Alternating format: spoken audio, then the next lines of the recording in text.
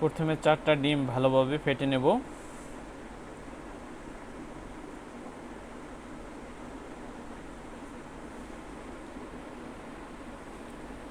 এরপর 1 কাপ চিনি দেব।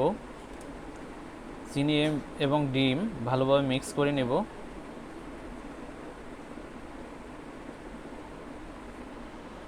এবার 3 কাপ লিকুইড দুধ দিয়ে দেব। দুধ, চিনি এবং ডিমের মিশ্রণটাকে ভালোভাবে মিক্স করে নেব।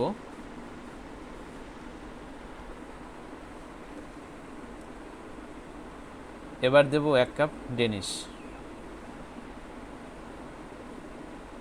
সম্পূর্ণ মিশ্রণটাকে ভালো করে মিক্স করে নেব। এবার 1 চামচ ভ্যানিলা দেব। এরপর একটু নেড়ে নেব। তৈরি হয়ে গেল আমাদের মিশ্রণ। এবার ক্যারামেল তৈরির জন্য পানি এবং চিনি নিয়ে নেব। ভালোভাবে চিনিটাকে নেড়ে দেব যাতে লেগে না যায়।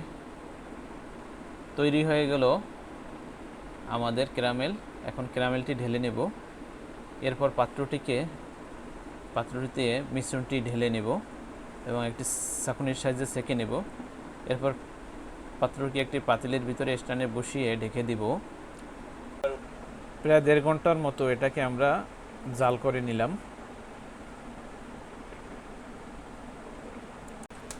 এভাবে আপনারা বাসায় তৈরি করে খেয়ে দেখবেন এবং আমাদের চ্যানেলটিকে সাবস্ক্রাইব করবেন।